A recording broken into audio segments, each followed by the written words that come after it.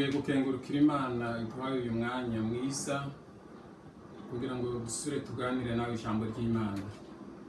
Dusubiye no kugukengurukira cyane bivuye ku mutima wewe wamaze gukora subscribe kugira ngo video zacu z'ubutumwa bwiza ko zisoza zisohoka kose uzuwa mbere kuzironka. Imana iguhe umugisha.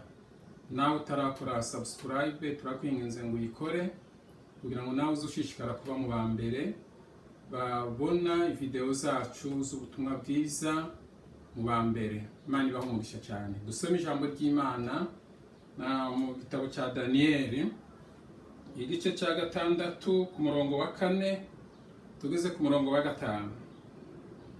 Maze babakuru n'abaganwa baherako barondera urwitwazo rw'ico borega Daniyeli ku vy'igihugu, ariko bamubura kw'urwitwazo na rumwe canke igitiganya, kuko yari umwizigirwa ntaboneke kw'amafuti canke igitiriganye na kimwe. Bukeye abo bagabo baravugana bati nta rwitwazo tuzoronka kuri Daniyeli, shiti tururonse muzi vyagezwe vy'Imana yiwe. Amina. Ni ijambo ry'Imana Imana iduhaye kugira ngo tuvugane nawe nshuti mugenzi. Ijambo ikuru turavugana ku ijambo rivuga imbaraga z'amasengesho. Hariho uburyo bwinshi cyane bwo gusenga, ariko turavugana imbaraga zituma amasengesho akora ibitangaza, agahindura ivyari bikomeye bikoroha. Dusomye ijambo ry'Imana muri iki gitabo cya Daniel. Bibiliya itwereka ba Daniyeli 3. Hariho Daniyeli wa mbere, ni umuhungu wa Dawudi, uwo Dawudi yavyaranye na Abigayili, urya mugore wa Nabali. Hakabaho Daniyeli ugira kabiri, ni Daniyeli wabayeho mu gihe cya Nehemiya. Ariko hariho uyundi Daniyeli wagira 3, niwe uyu nguyu tugiye kuvuganaho.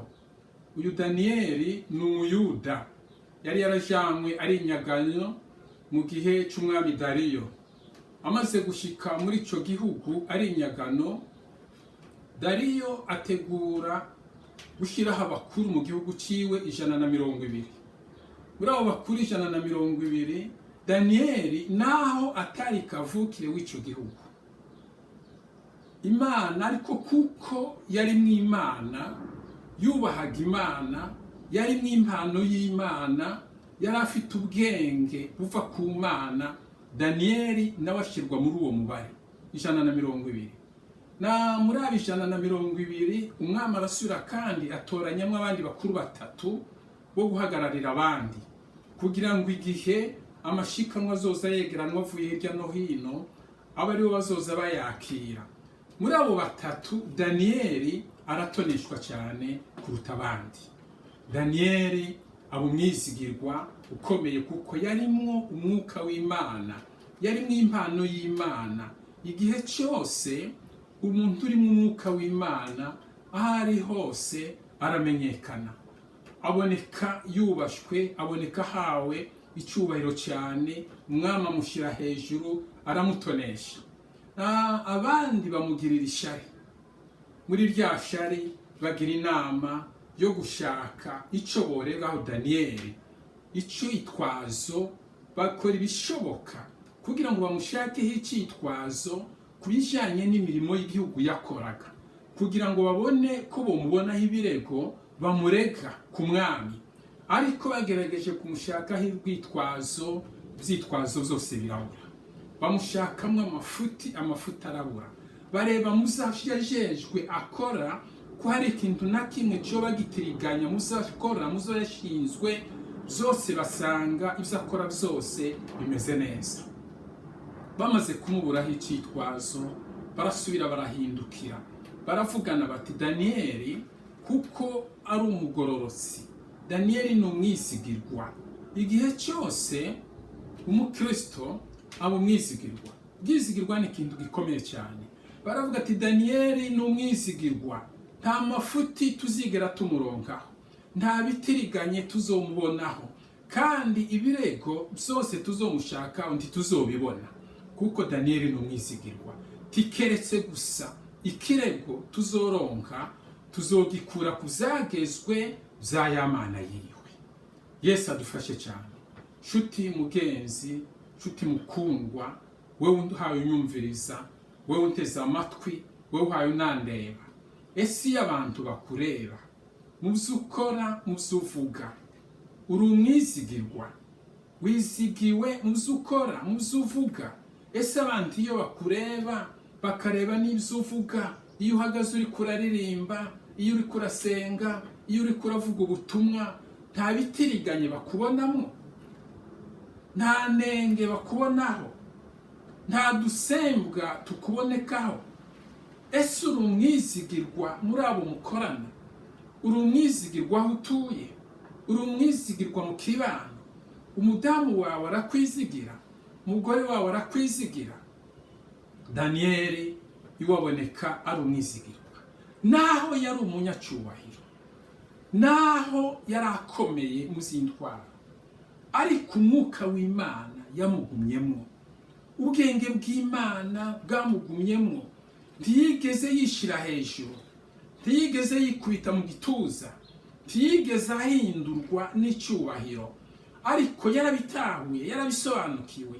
Ti ukumeze iri teka mfite n'Imana yo mu ijuru yarindeye, iki cyubahiro ndimwo n'Imana yo mu ijuru yakimpaye. Ntiyigeze atirimuka, ntiyigeze atiriganya, ntiyigeze yisuka mu bitamureba, ntawe yarementanishirije, ntawe yareze, nta raporo y'amafuti yatangiye n'umwe mu bo bakoranaga. Kandi yabaye umwizigirwa mu bintu byose, mu maraporo yose, mu byegeranwaga byose akabishikirizwa, nawe yabitangaga kuko yabironse. Ese niko nawe umeze? Uri umwizigirwa mubo muri kumwe, mubo mubana, mubo musengana? Abakubona bakubona mu bwizigirwa koko? Daniyeli naho yari umukuru ukomeye, ibaze nawe mu bakuru 120 Dariyo yamushizemo, ashatse batatu bakurira abandi, Daniyeli abamwo, ariko agumana icyubahiro cy'Imana, aguma kuba umwizigirwa imbere y'Imana, yirinda icyo cyose cyo mucumuza ku Mana, arasubira kandi yirinda icyo cyose cyotuma aboneka ari umunyabyaha, ari umunyabicumuro, ari umunyamafuti imbere y'Umwana, kugeza n'aho ababo bakoranaga bagerageje kumushakaho icyitwazo cy'icyo bomurega, impamvu yotuma bamurega, impamvu yotuma icyo cyubahiro yahawe n'Umwami akimukuramo, ica impamvu yotuma ubwizigirwa yari afite ku Mwami bushira, icyitwazo barakibura. Yesu ashimwe cyane.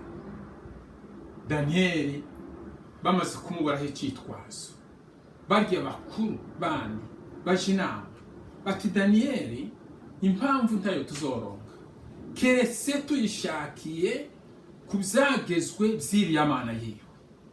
Bahuza iyo nama baja ku Mwami, baramubwira bati Mwami nyagora ku ngoma, turakwinginze hasinywe icyihanikirizo cy'Abamedi n'Abaperesi kivuga yuko uhereye ubu mu minsi 30 ko ari nta yindi Mana cyitwa Imana kizosengwa n'umuntu n'umwe atari wowe, kandi umuntu wese uzorenga kuri ico cyihanikirizo cyasinywe n'Umwami cy'Abamedi n'Abaperesi, uwo muntu azotabwe muri kiriya cyobo cy'intambwe. Umwami aragisinya atazi icyo bahaye bahiga icyo ari cyo, aragisinya. Bukeye bakurikirana Daniyeli, ariko Daniyeli amaze kumenya icyo cyandiko ko cyasinywe, hari ikintu yakoze, hari ikintu yakoze. Yaragiye iwe, amadirisha y'inzu yiwe yamaga akinguye areba Yerusalemu. Bibiliya iratubwira ngo yapfukamaga 3 ku munsi asenga Imana yo mu ijuru. Naho habaye ico, Daniyeli ndi yatirimutse, Daniyeli ndi yahemutse, Daniyeli ubwizigirwa yarafite ku Mana bwarakomeje. Kandi nta muntu n'umwe Daniyeli yarakariye, ntawe yashavuriye, ntawe yagiriye inzigo, ntameze nkawe. Wewe y'abantu bakuvuze, iyo wumva abantu ngo bakuvuze urarakara, ukagira umutima mubi, ukagira inzigo, uwo muntu ukamuhigira hasi hejuru, ukarara udasinziriye, mwipfuriza ikibi. Ariko Daniyeli yarapfukamaga 3 ku munsi asenga Imana. Imana ishimwe cyane. Umunsi umwe baragenda barya bakuru babwira umwami ati, mwami, ntiwasinye icihanikirizo cyuko mu minsi 30 ko ari nta muntu n'umwe uzosenga ikindi cyitwa Imana atari wewe? Ati Daniyeli ntiyacubahirije kiriya cihanikirizo, ntiyacubahirije. N'ubu yarashishikaye arasenga ya Mana, asenga 3 ku munsi. None rero mwami, wibuke ko ari cihanikirizo cy'Abamedi n'Abaperesi kidasubirwamo. Daniyeli akwiye kuzanwa, agafatwa, agateyabwa muri kiriya kinogo cy'intambwe. Umwami agerageza kureba uko yokingira Daniyeli, birananirana. Baramubwira tumenye neza ko ari cyagizwe cihanikirizo cy'Abamedi n'Abaperesi kidasubirwamo. Umwami apfa gutuma ko Daniyeli, aravuga ati ni mujane. Daniyeli atabwa muri cya kinogo cy'intambwe. Daniyeli arara muri cya kinogo cy'intambwe. Umwami arababara, umwami akeshija, umwami ntiyagohetse, umwami nta bintu zo kumunezereza yakeneye. Habaye mu gitondo ku mutwenzi, umwami arazinduka aragenda. Reka dusome iryo jambo ry'Imana muri Daniyeli igice cya 6 kuri uyu murongo w'19 tugeze ku murongo wa 22. Ijoro rikeye mu mutwenzi, umwami aravyukuruka agenda yihuta aja kuri rwa rwobo rw'intambwe. Ashitse hafi ya rwa rwobo Daniyeli yarimo, ahamagara n'ijwi ry'umubabaro, abaza Daniyeli ati, yewe Daniyeli musavyi w'Imana nzima, mbega Imana yawe ukorerana ntaryo yashoboye kugukiza izo ntambwe? Yesu ashimwe cyane. Imbaraga ziboneka mu masengesho zifite ivyo zihagararaho. Si amajambo, oya, si ukwiriza ubusa gusa, oya, si ukumenya gutondekanya amajambo, oya, n'abandi bose baratondekanya amajambo. Ariko imbaraga zihindura ibikomeye bikoroha, zifite ivyo zihagararaho. Muri ivyo vyinshi ndakwibutsamwe ibintu bibiri. Ikintu cya mbere ni ubwizigirwa. Yesu ashimwe cyane. Ubwizigirwa. Ese iyo usengera imitwaro, usengera ivyo bisozi biri imbere yawe ngo bihinduke, ubisenga urinde, usengera uri umwizigirwa imbere y'Imana. Imana yikureba ibona uri umwizigirwa, kugezaho burya bwizigirwa bwawe bwovamwo imbaraga zituma ya masengesho usenga azamuka akagera ku Mana. Burya bwizigirwa bugakomanga ku ndebe y'Imana, bugahagurutsa Imana kugira ngo Imana isenyure cyo kibazo kimeze nk'umusozi kiri imbere yawe. Ubwizigirwa. Umwami azukurutse mu gitondo, niko ijambo ry'Imana ryatubwiye. Aragenda yihuta kandi ababajwe na Daniyeli. ababajwe n'ikintu Daniyeli yakorewe, kuko yaramukunda, yari umwizigirwa, yari umuntu uri mu mwuka w'Imana, yari umunyabwenge, yari azi gutondekanya ibikorwa neza, yatangaga amaraporo neza, yakoraga byiza. Ageze hafi y'icyo cyobo Daniyeli yarimo, arahamagara n'ijwi ry'umubabaro, atewe Daniyeli, umusabyi w'Imana nzima. Imana ishimwe cyane. Umwami Dariyo yarabimenye, Imana Daniyeli asenga ko ari Imana nzima, Imana iriho, Imana ifite ububasha bwo guhindura ibikomeye bikoroha, Imana ifite ububasha bwo gusenyura ibisozi by'ibibazo. Aramuhamagara atese, ya Mana yawe ukorera usengana ntaryo yashoboye kukurinda iminwa y'intambwe, amenyo y'intambwe, za ntambwe ntacyo zagutwaye, uracyari mu mwuka, uracyari muzima, uracyahumekaga Daniyeli, musabyi w'Imana nzima. Yesu ashimwe cyane. Ubwizigirwa ni ikintu gikomeye. Ubumwizigirwa nshuti mugenzi, ubwizigirwa nibwo bubamo imbaraga z'amasengesho umuntu asenga, akazamuka agashika ku Mana, Imana igahindura, Imana ikishyura, Imana ikaroranya, Imana igakora, Imana ikihesha amashimwe. Ubwizigirwa.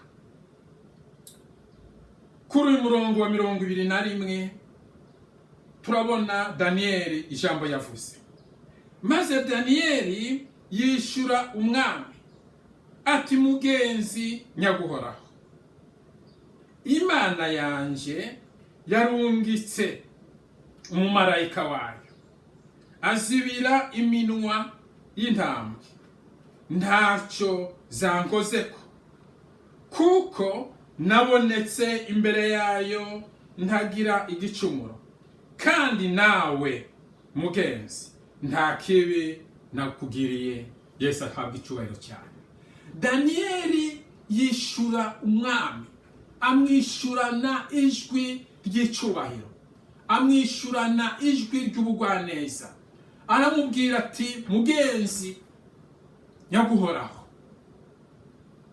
ati Imana nkorera, ya Mana yo mu ijuru, ya Mana yaremye isi n'ijuru, ya Mana ituma umuntu abaho kandi igatuma umuntu apfa, ya Mana ifite ububasha.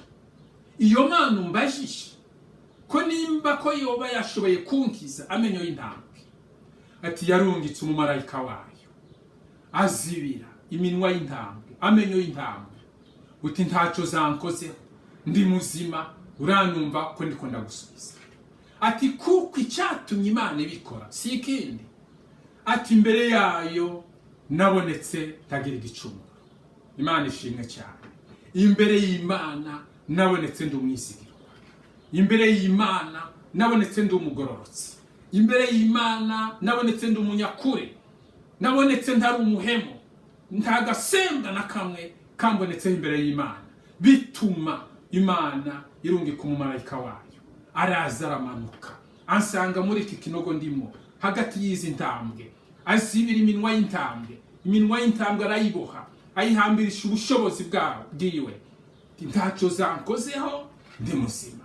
Ati cya kabiri, mwami mugenzi nyaguhoraho, ati n'imbere yawe nta kibi nakugiriye, muzo najejwe byose ibyo wanjeje nabikoraga ukuri kwamye, mboneka ndi umwizigirwa imbere y'Imana n'imbere yawe. Ati kubera iyo mpamvu Imana byatumye irungika umumarayika wayo, abana nanje muri iki cyobo cy'intambwe, iminwa y'intambwe arayiboha, nta cy'intambwe zamutwaye. Yesu ashimwe cyane. Ubwizigirwa mugenzi ni ikintu cya mbere gikomeye, kibamwo imbaraga z'amasengesho. Naho wosenga mu ntege nke, ariko uri umwizigirwa, atarwanaga rw'icyaha kiri muri wowe, atamajwi y'ibibi akwagiriza ari muri wowe, uri umwizigirwa imbere y'Imana.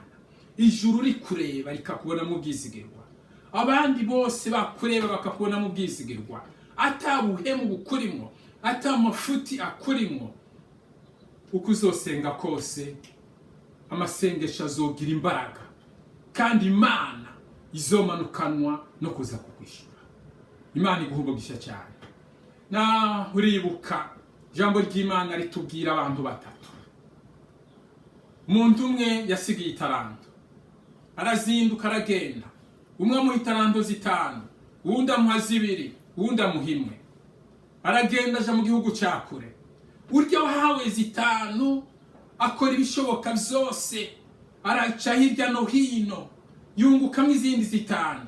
Urya wahawe 2 nawe ntiyazicaranye, nawe arasubira mu mwizigirwa, arigora utwigoro dutandukanye aca hirya no hino, nawe yunguka izindi 2.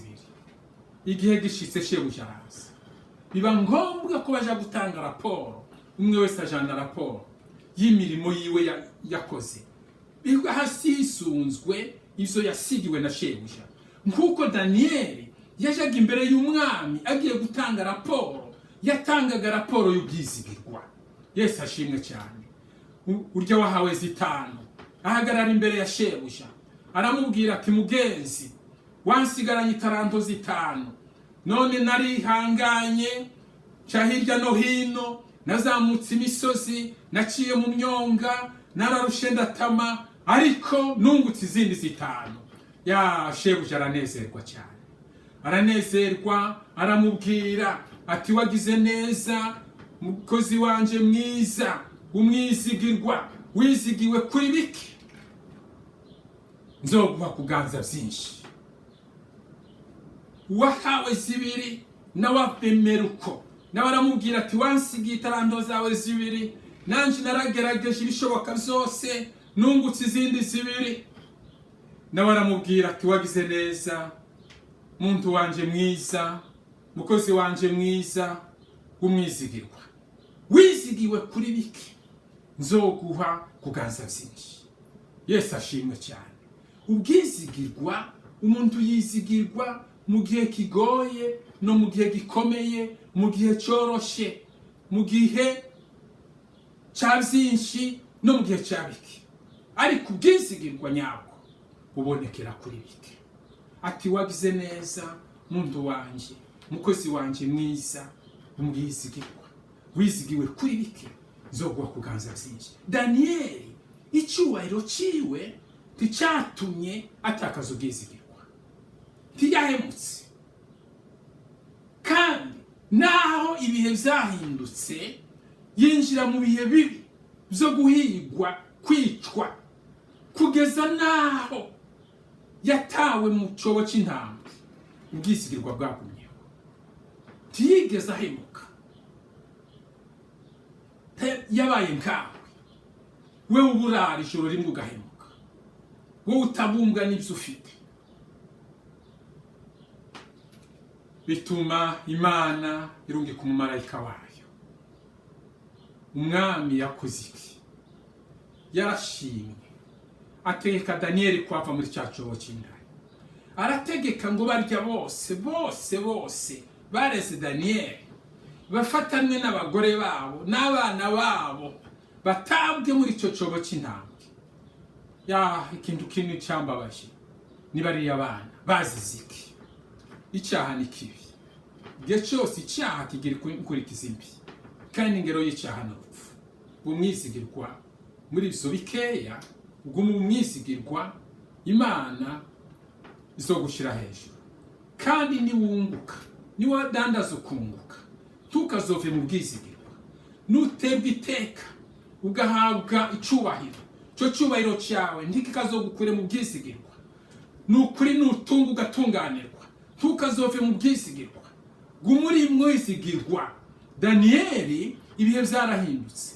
Erega ibihe birashobora guhinduka, ibyiza bigahinduka bibi, bikava mu bibi, birashoboka. Daniyeli icubahiro yararimo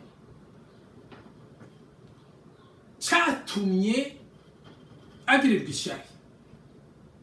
Icubahiro yahawe n'ubwizigirwa, agirirwa ishyari, yinjira mu bihe bigoye by'urupfu. Ariko burya bwizigirwa bwabanye nawe no mu rupfu. kugeza bumurindiye mu rupfu bumukura yari muzima. Yesu ashimwe cyane. Aravuga bishingira intati Imana ya yindi nkorera irya senga mukure umwuka no mukure, yabonye ko ndumwizigirwa, nta gicumuro nayicumuyeho, kandi nawe mwami nta kibi nagukoreye. Zatumye Imana irungika umumarayika wayo azibira iminwa y'intama ntacyo zamutwaye. Cyo ni icyambere mugenzi, kiba mu imbaraga z'amasengesho. Ushobora gusenga agasenyura uwo musozi w'ibibazo uri imbere yawe, izo zananiranye, izo ubona ko bidashoboka bigashoboka, bigahinduka. Yesu aguha umugisha cyane. Ikintu cya kabiri tugiye kurangirizaho ni ugukora icyo Imana ivuze. Reka dusome ijambo ry'Imana aha mu butumwa bwiza bwa Yesu Kristo uko bwanditswe na Yohana, igice cya kabiri ku murongo wa 5 dushitse ku murongo w'8. Nyina abwira abasuku ati cyo ababwira cyose mugikore. Hariho impange z'intango 6 z'amazi zabajwe mu mabuye zateretswaho kubwo kwihumanura, kuko umugenzo w'Abayuda waruri. Imwe yuzuzwa n'ibibindi 2 cyangwa 3. Yesu arababarira ati nimwuzuze izo ntango amazi. Bazuzuza kugeza ku mbiga. Arababwira ati mudahe ubunyene mushire umuteretsi mukuru. Baramushira. Yesu ashimwe. Kindi kintu cya kabiri kiba mu imbaraga gituma amasengesho aba mu imbaraga zihindura ibyananiranye bigahinduka, ni ugukora icyo Imana ikubwiye gukora. Yesu aguha umugisha cyane. Umaze igihe usenga ariko nta gihinduka, isubiremo. Ikibazo si ugusenga, ikibazo uri umwizigirwa. Usenga uri umwizigirwa imbere y'Imana, nturi umuhemu imbere y'Imana. Nta mafuti akurimo, nta bitiriganya muzi ukora, nta bikwagiriza biri mu mutima wawe bikwagiriza amafuti ukora. Daniyeli ko yarondewemo amafuti bakayabura, n'ibitiriganye bakabibura, we bimeze gute? Icya kabiri ni ugukora iby'Imana ikubwiye, iby'Imana igomba. Aha ijambo ry'Imana n'igihe cya bwa bukwe bw'Ikana. Muri ubu bukwe bw'Ikana Yesu yari muri bwo n'abigishwa biwe, na nyina wa Yesu yari aburimo. Habamwe ibibazo mu bukwe. Igihe cyose ahari umuntu ni ngombwa haba ibibazo. Umuntu yama ari umunyamitwaro, umuntu yama ari umunyabibazo. Nta zuzuye uzigera uronka, igihe cyose uzamana ibibazo. Ariko kandi inyishu y'ibibazo irahari, kuko ikibazo sakarande kuri wowe.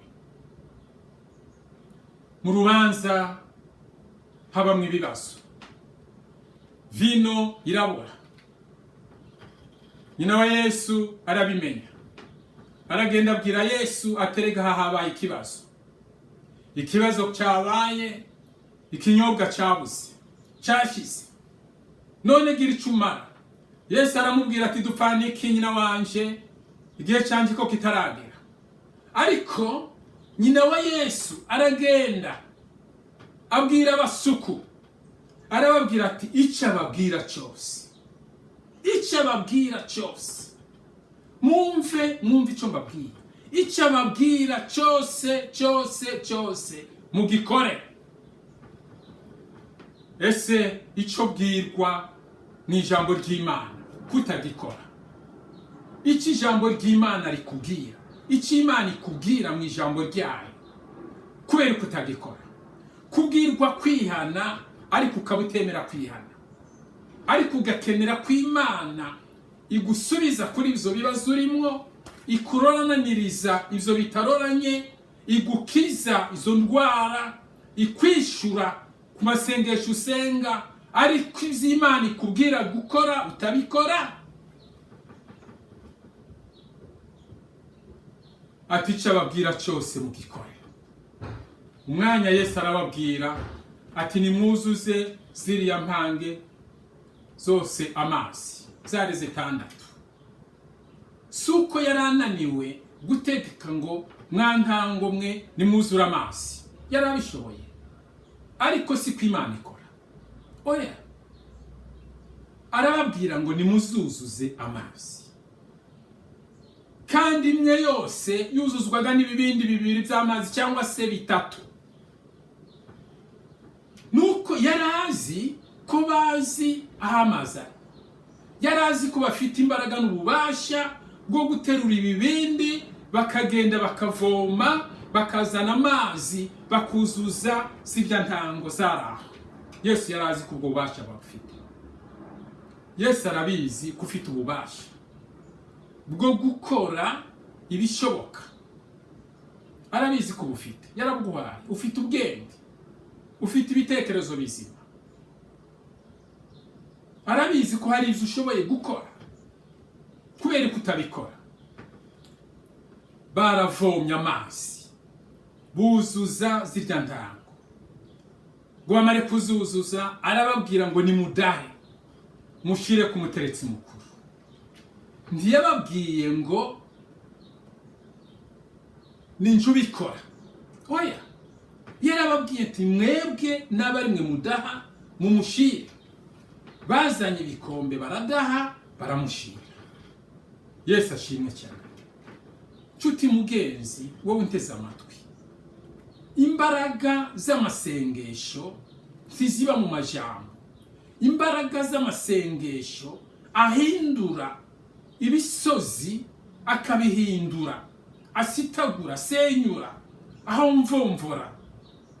Imbaraga zubaka ntiziba mu majambo, ziba mu byisigirwa, ziba mu gukora icyo Imana ikubwiye. Yesu yarabategetse ati nimuvome mwuzuze, barabikora.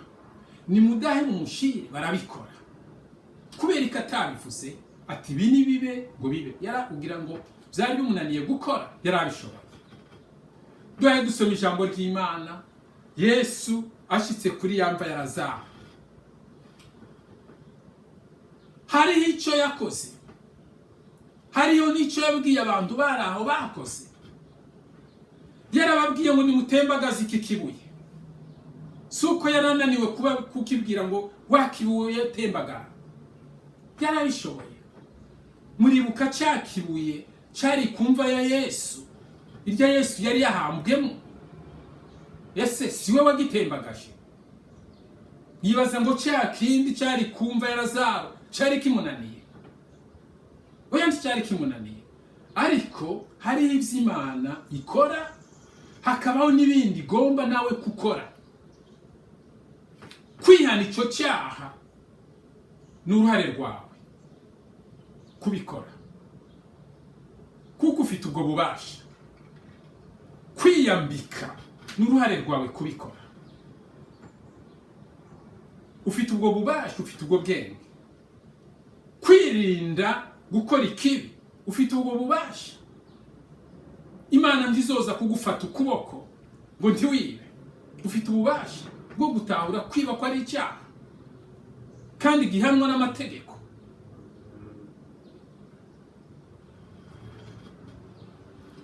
arababwira ngo nimutembagaze ico kibuye, kuko yarazi ko bafite ubwenge n'ububasha muri bo bwo kugitembagaza, ariko akaba yarazi ko badafite ububasha bwo kuzura Lazaro. Ni kuko kandi yarazi kiriya gihe cya buriya bukwe bw'Ikana, yarazi ko bari abantu ko bafite ububasha bwo kuzuza amazi ziriya mbange, ariko ko badafite ububasha bwo kuyahindura vino, kandi vino iryoshe. Akenera ko bakora ivyo bashoboye, nawe agakora ivyo badashoboye. Yesu ashimwe cyane. Baragitembagaza. Ngo bamare kugitembagaza, yarahamagaye, Lazaro, sohoka, va muri iyo mva. Lazaro yarazutse.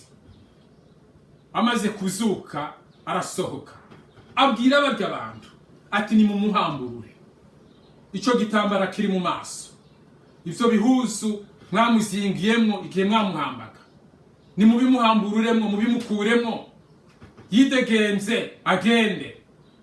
Kubera iki atari we wamuhamburuye kirya gitambara mu mutwe, mu maso no ku mubiri wose? Yabwiye abantu kuko yarazi ko bafite ubwo bubasha bwo kubimukuraho. Yesu ashimwe cyane. Ni ijambo ry'Imana nshuti mugenzi. Imbaraga z'amasengesho ziba mu bwisigirwa, kandi zikongera zikaba mu gukora ivy'Imana ikubwiye gukora. Yesu yavuze abantu babiri. Yaravuze ngo kumva, umuntu wese wumva ijambo ry'Imana akemera gukora ivyo rimutegetse, ivyo rimubwiye ivyaryo, aravuga ngo asa n'umuntu w'umunyabwenge wubatse inzu yiwe ku rutare. Imvura iragwa, inkukura iratwaza, isegenya iratwaza, igihuhuta kiraza, isurira kuri ya nzu, irya nzu ntiyagwa, irahagarara. Yesu ashimwe cyane. Ariko wumva ijambo ry'Imana rigaca mu gutwi, rigaseruka mu kundi nguko kwawe, wabaye indyarya, wabaye nyirandabizi, wabaye ndabishoboye, ivyo ukora vyose ubikoreshwa no kwiyerekana, ariko muri wowe uriyizi kutari umwisigirwa. Ijambo ry'Imana urarivuga kandi uraryumva, ariko ikibazo ni ukuryumvira. Yesu aravuga ngo uwumva ijambo ry'Imana ntaryumvire ngo akore ivyo rimubwiye gukora, aravuga ngo asa n'umuntu w'imburabwenge wubatse inzu yiwe ku musenyi. Imvura iragwa, isegenya iratwaza, inkukura irasuririkanya, igihuhusi kiraza, isurira kuri ya nzu. Aravuga ngo isenyuka ryayo ryabaye rikomeye. Kubera iki? Yarumvise ariko ntiyakora ivyo ijambo ry'Imana rimubwiye. Wirirwa wumva ijambo ry'Imana, ariko se kudakora ivyo rikubuza. Urasenga ariko uri indyarya, ivyo ukora vyose ubikorera muri kamere k'umubiri. Nico gituma wama uri ukuri, guhinduka vyarananiranye, ariko ntibizokwamuka, uracyafite amahirwe n'iri jambo ry'Imana. Mbega wowe ugomba gusenga amasengesho ari mu bubasha buhindura ivyo ubona biri imbere yawe, ubona nkaho bitazoshoboka, uhaye wiyumvira iyo bizoturuka, inyishu yavyo aho izozanana, ukaba warahabuze. Ugomba gusenga amasengesho ari mu bubasha, imbaraga, ububasha buhindura ivyo ubona biri imbere yawe. Bumwizigirwa, hindura bumwizigirwa, bumwizigirwa muri utwo dukeyi ufite, bumwizigirwa muri ico cubahiro, bumwizigirwa kuri uko nyine uri, bumwizigirwa kandi ugereke ko gukora vy'Imana ikubwiye mu ijambo ryayo. Umunsi umwe erega ntibizokwamuka, umwizigirwa wese aho inzamba y'iherezo izovugira, azomenya ko ari Imana. Yesu ashimwe cyane. Ijambo ry'Imana nshuti mugenzi. Imbaraga z'amasengesho ziba mu bwisigirwa, kandi zikongera zikaba mu gukora ivyo Imana ikubwiye gukora. Yesu ashimwe cyane. agapfa yarapfiriye mu bwizigirwa, agapfa yarakora iby'Imana imubwiye gukora, azozuka. Nuzoba akiri azohinduka, wowe uzoja hehe? N'iri jambo ry'Imana nshuti mugenzi Imana yampaye ngo twibukanye nawe. Daniyeli burya bwizigirwa bwamukuye mu menyo y'intare, ava yari muzima, kandi bituma umwami ategeka ati mu gihugu cyanjye cyose ntwara, ntihakagire umuntu n'umwe uzosenga iyindi mana atari Imana nzima ya Daniyeli. Imana ifite ububasha bwo kuzura n'abapfuye. Imana yabanye na Daniyeli ikamukura muri ariye menyo y'intambwe. Niyo Mana yonyine ndategetse ikwiriye gusengwa. Ubwizigirwa bwa Daniyeli buramamara mu gihugu cyose.